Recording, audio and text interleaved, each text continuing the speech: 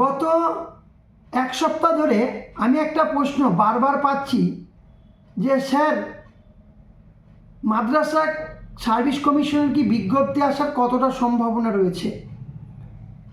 বিভিন্ন কোচিং সেন্টারগুলো যারা mock test নেন তারা একটা হাইপ তোলার চেষ্টা করছে নিজেদের স্বার্থে যে মাদ্রাসা কমিশনের বিজ্ঞপ্তি খুব শীঘ্রই আসবে এবং ভোটের আগেই আসবে।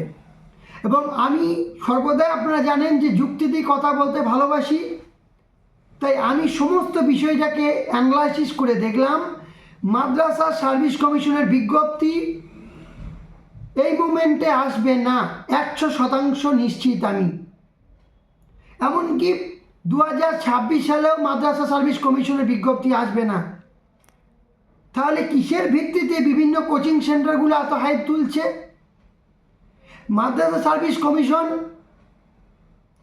তার বিভিন্ন স্কুলে এই যে শিক্ষকগুলোকে, আপনারা জানেন যে শিক্ষকগুলোকে নিয়োগ করলো, 7th মাদ্রাসা সার্ভিস কমিশন হয়েছে।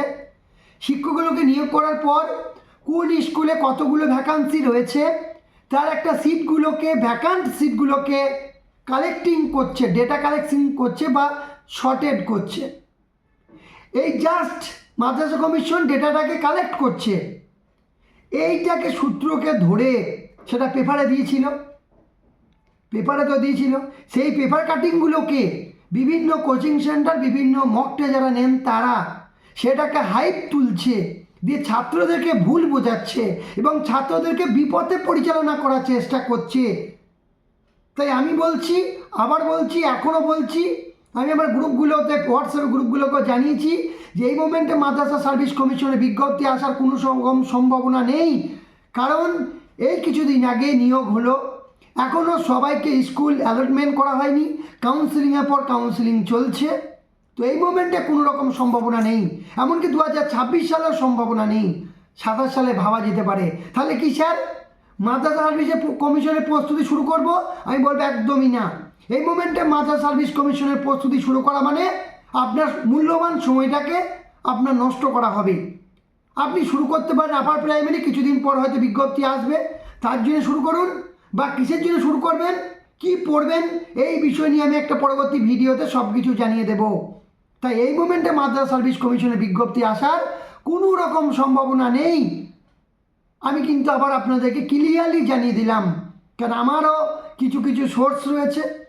আমি সারাদিন যতটা পারি তথ্যগুলোকে কালেক্ট করার চেষ্টা করি, তথ্য দিয়ে আমি বলার চেষ্টা করি।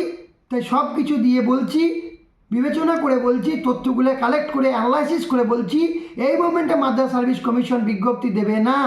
তাই আপনার মূল্যবান সময়টাকে মাদ্রাসা সার্ভিস কমিশনের পেছনে ফেলে নষ্ট করবেন না।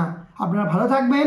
কোনো কি জানার থাকলে কমেন্টে অবশ্যই জানাবেন, আমি আমার সাধ্য মতন তথ্য দিয়ে উত্তর দেওয়ার চেষ্টা করব।